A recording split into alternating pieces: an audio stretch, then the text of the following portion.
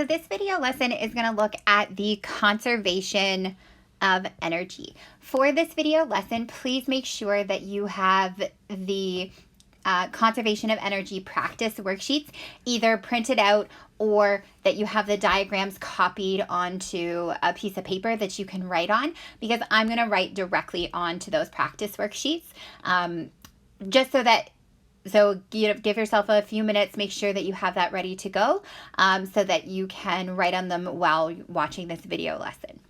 So conservation of energy actually means exactly what it says, that energy is conserved. So energy in a system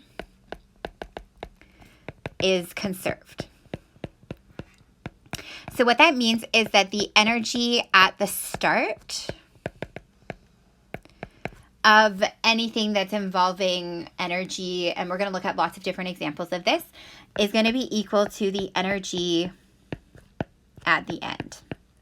The idea is that energy cannot be lost. Energy can only be transferred into different types, but can't actually be lost entirely.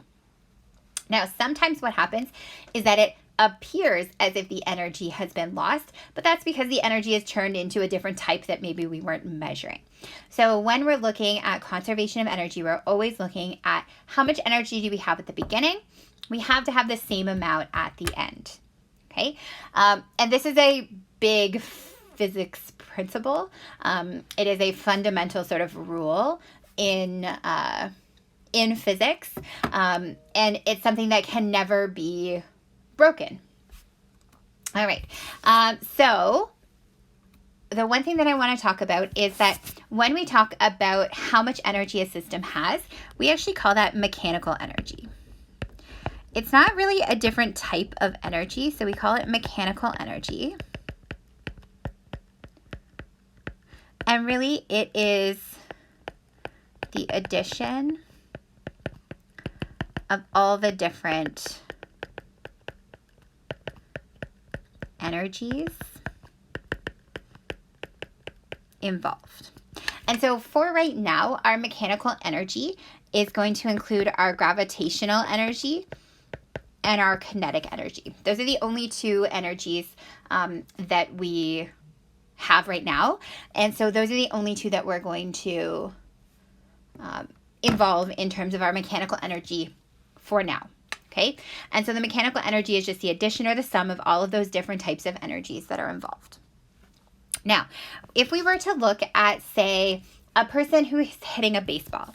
So we're going to just draw a little picture just to talk about how conservation of energy works. So I've got my person here. He's on the ground and he's holding a baseball bat. Maybe he's holding a baseball bat and he's going to hit a baseball. So there's our baseball. He's hitting the baseball and he starts out, the baseball is 1.2 meters off the ground. And as soon as the bat makes contact with the baseball is going 17 meters per second. So at the very beginning,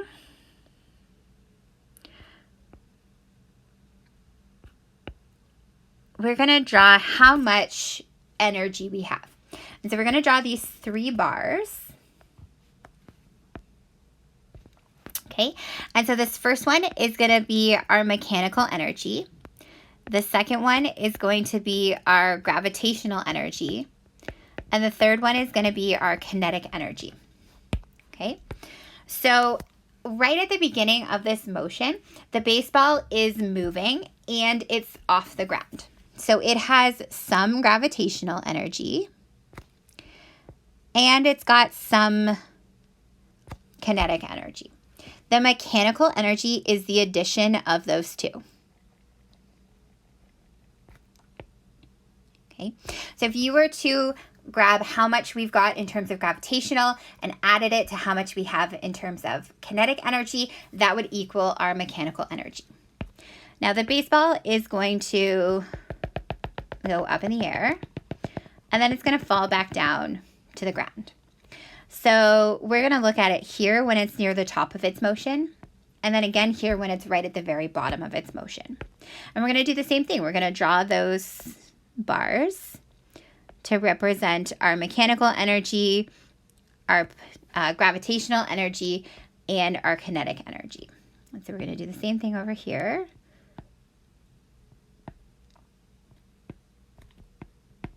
So the first one is going to be mechanical, then our gravitational energy, then our kinetic energy.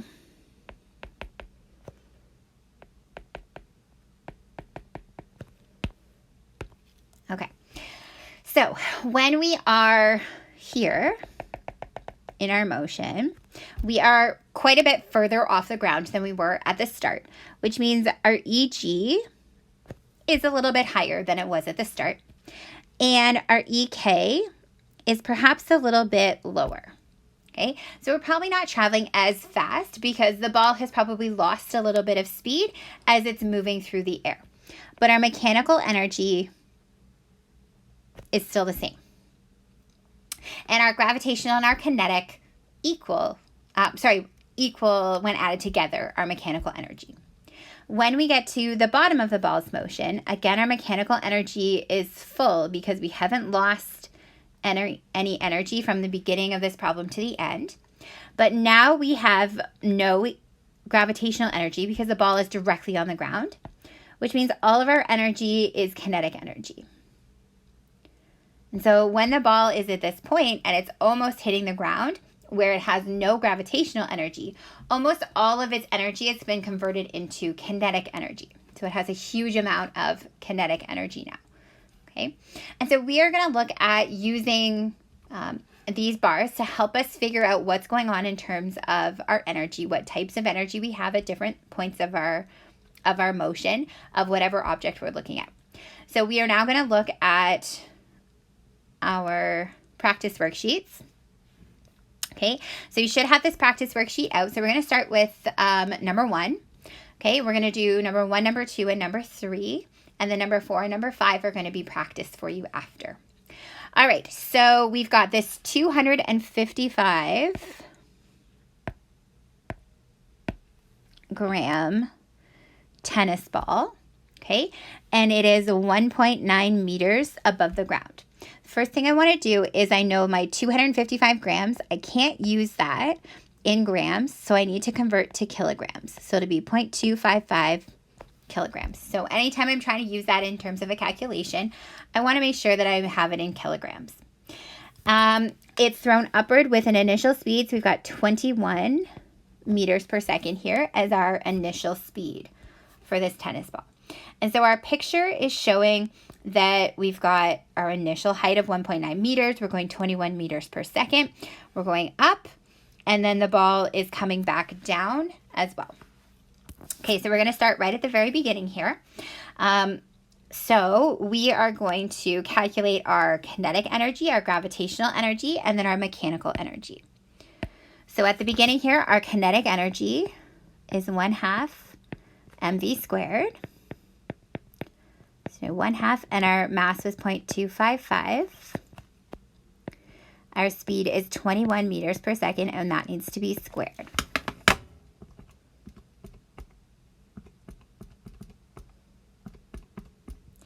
So we end up with 56 joules of kinetic energy. We're going to calculate the gravitational energy. So gravitational energy is mgh. So our mass is 0.255. G is 9.8. And our height here, we're 1.9 meters off the ground.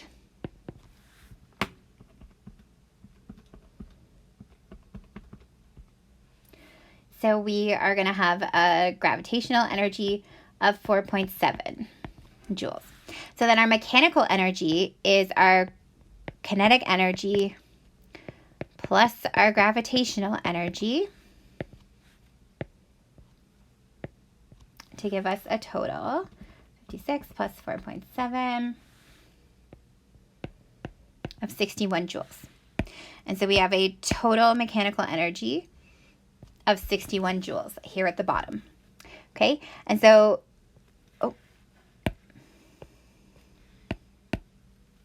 we're going to fill that in. So our kinetic energy is very high.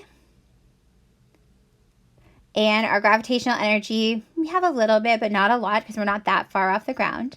But then our mechanical energy is the addition of the two. Okay, so then we're going to look at, now that the ball is going up, we are going to try and calculate kinetic energy, gravitational energy, mechanical energy, and how high the ball actually is off the ground. Okay, so one of the things we can do right away is that my mechanical energy through this problem cannot change, which means my mechanical energy, even at the top here, is still that 61 joules. Okay, my kinetic energy and my gravitational energy can be different. And of course, they're going to be different now because I'm going to be higher up off the ground and I'm probably going to be moving slower. My ball should have decreased its speed a little bit. Okay, but my total mechanical energy will not have changed. And so the other thing we can do is, even when we're looking down here, we can also include that mechanical energy here, 61 joules, because that will not change throughout the entire problem. That also means that our mechanical energy bar is going to stay full, just like it was at the very beginning. And so it's going to look exactly the same all the way through. Okay, so right at the top of this motion, we should hopefully know that our ball is going to stop moving. Right? So once we get to the top of this motion, the ball doesn't start to move down again unless the ball has stopped moving. So we end up with a speed of 0. So right at the top here, we're going 0 meters per second, which means our kinetic energy is going to be 0 joules. We'll have no kinetic energy, which actually means all of our energy is gravitational. So that means that our gravitational energy is 61 joules. Okay, I just want to remind you that our gravitational plus our kinetic energy has to equal our mechanical energy. So if we have no kinetic energy, then all of our energy has to come from gravitational. So then we know that our gravitational is 61 joules. And so we're going to use that formula for gravitational energy to calculate our max height. And so we'll just write our formula off the side here. So our height is going to be our gravitational energy divided by our mass times g. We're just rearranging that gravitational energy formula. So we have 61 joules. Our mass, again, was 0.255. And g is 9.8. So then we get a height of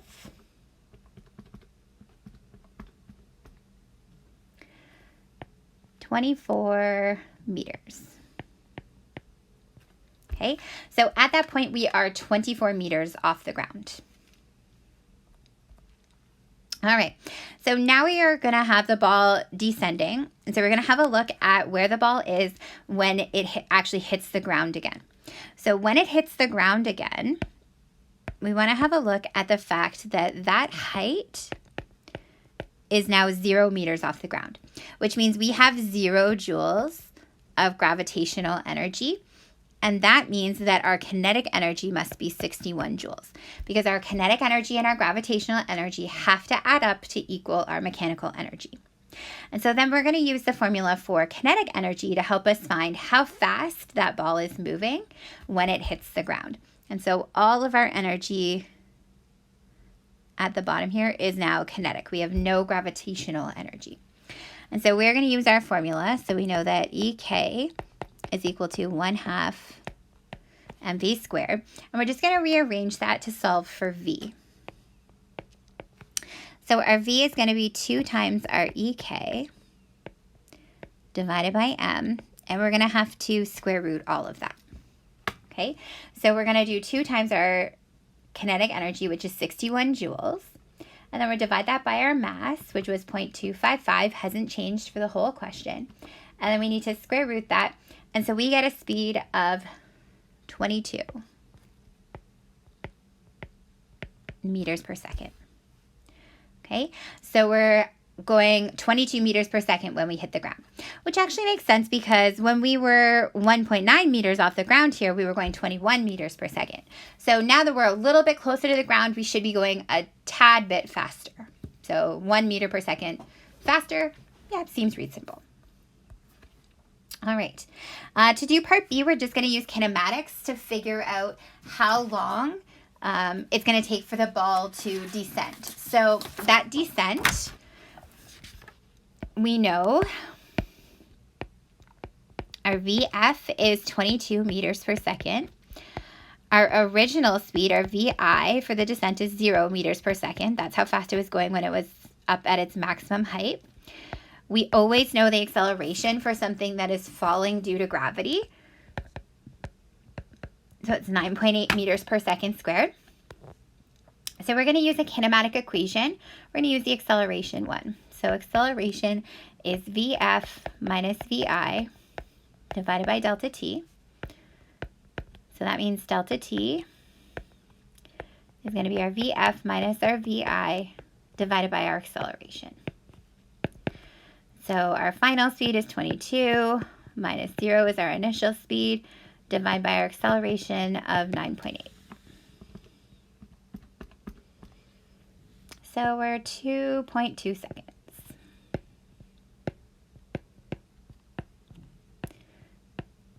And that we're just using a kinematic equation from our formula sheets. All right. So let's move on and let's look at this practice question number 2. So we're looking at a water park slide. So this water park slide is 28.5 meters tall. So that means here at the very side, it's 28.5 meters. Okay. The kid sitting on the slide is 22 kilograms. So that's our mass. And we are going to look at calculating our energies at every section as the person is going down the slide. All right. So right at the very top, we are first going to calculate our gravitational energy. So we're going to use our mass times G times our height, which we know is 28.5.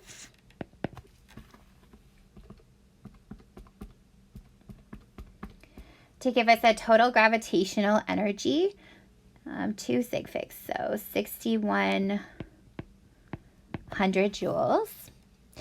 And when we're at the top of the slide, we're going 0 meters per second because we're just sitting at the top of the slide, which means we have 0 joules of kinetic energy. So our mechanical energy is 6,100 joules. And if we fill in our boxes here, all of our energy is gravitational,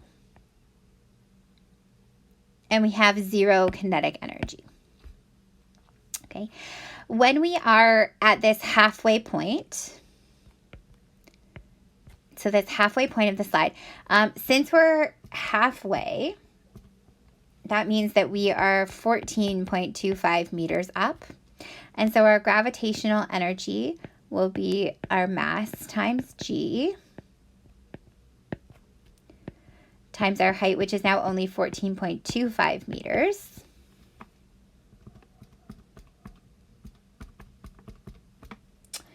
So that gives us 3,000 joules. Okay. At the same section, our mechanical energy has to be 6,100 joules. And so if that's the case, that means that our kinetic energy is 3,100 joules, because kinetic and gravitational have to equal our mechanical energy when they're added together. So our mechanical energy is still full here, and about half of it is from gravitational and half of it is from kinetic. They're pretty close to the same amount. Okay, since we know the kinetic energy, we can just rearrange the kinetic energy formula to solve for our speed. And so to do that, just want to write the kinetic energy formula here. So remember, our speed is going to be 2 times our kinetic energy divided by our mass and then square root it.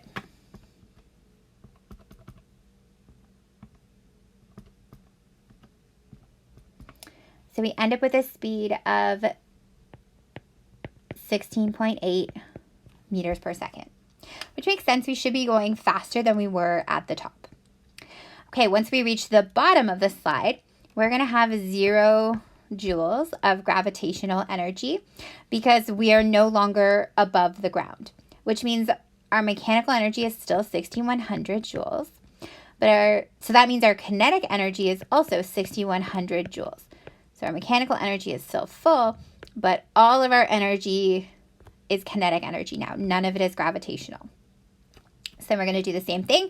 We're going to calculate our speed, only now we're using our kinetic energy of 6,100 joules at this point. So then our speed, 23.5 meters per second. Okay. All right. Now, question B is just saying how far down the slide did the kid travel? And so this is actually just a trigonometry question. Not even really trigonometry, a Pythagorean theorem. Okay, so we know that this side of the slide is 28.5 meters. We know that the slide has a 20-meter base, and so we're just looking to find the hypotenuse. Okay, so our hypotenuse will be the square root of our 28.5 squared plus our 20 squared. So we're just using Pythagorean theorem to calculate the length of our slide. So our slide, so we traveled 34.8 meters down the slide. And then using kinematics, how long did the trip down the slide take? So our VI was 0 meters per second. Our VF at the bottom we calculated as 23.5 meters per second. The distance we traveled down the slide was 34.8 meters. And so we want to use that to find our time. So I think we're going to use this kinematic equation. We're just picking one of the kinematic equations from our formula sheet. So we're 1/2 VI plus VF times delta T will equal our delta D. And so then we'll just rearrange that, sub in our numbers. So our 34.8 is 1/2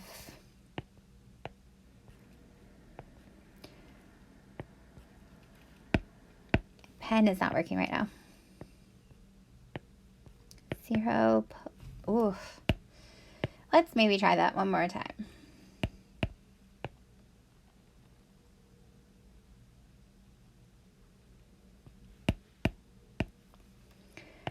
So 1/2 0 plus our 23.5 times our delta T.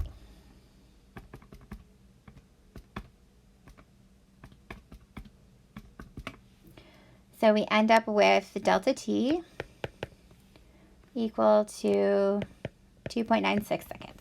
So it's going to take 2.96 seconds to travel down the slide.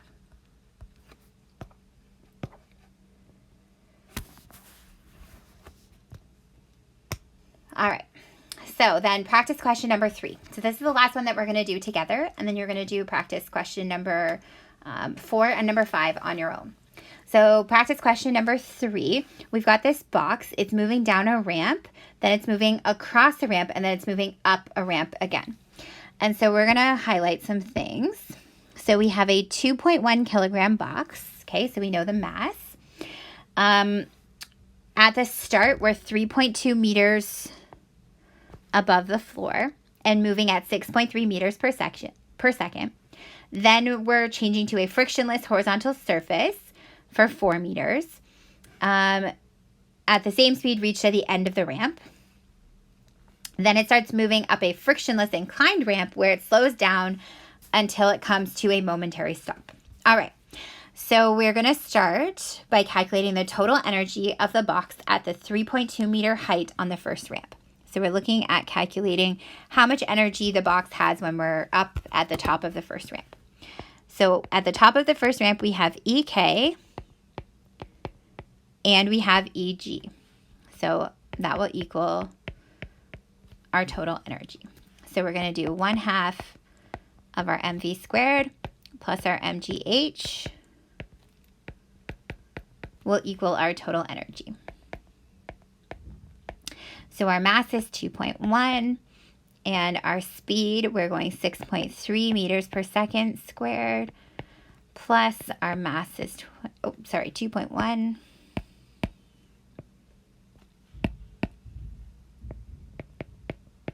Times g is 9.8. Times our height at that point is 3.2 meters.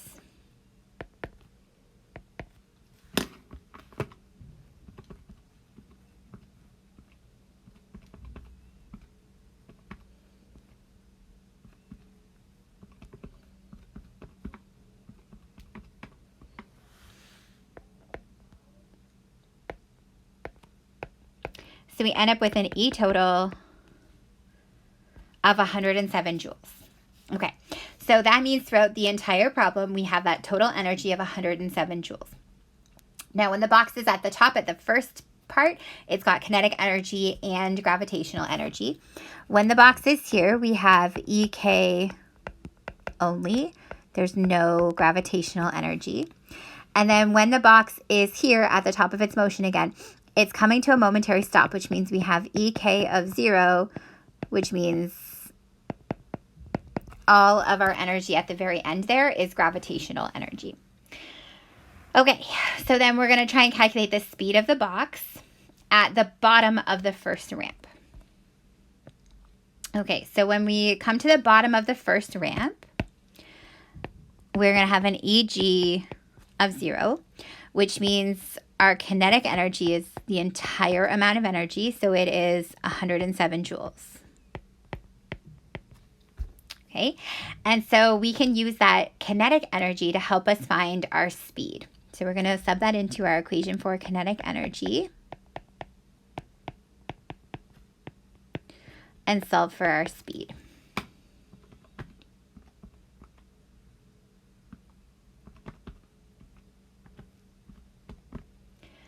And so at the bottom of that ramp, we are going 10 meters per second. Okay, so then we travel along the flat horizontal section. We're going 10 meters per second for that 4 meters. And then we're going to go up the second inclined ramp. So we're going to go up that ramp. And when we come to a stop at the top of the ramp, all of our kinetic energy is going to turn into gravitational energy. So there, at the top of that second ramp, our EG is going to be 107 joules because our EK is 0. Okay, so that means we're going to try and calculate our height. So we're going to sub that into our equation for gravitational energy to solve for that height. So then the height when we're at the top of that ramp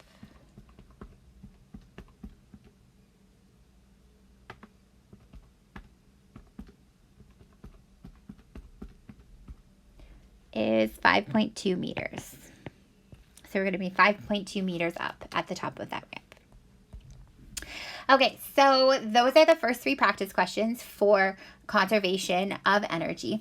You should now try number 4 and number 5, and you can have a look at the answer key. The answer key is there for you to look at as well, but try to do question number 4 and number 5 on your own, as well as there are some extra practice questions to work on as well.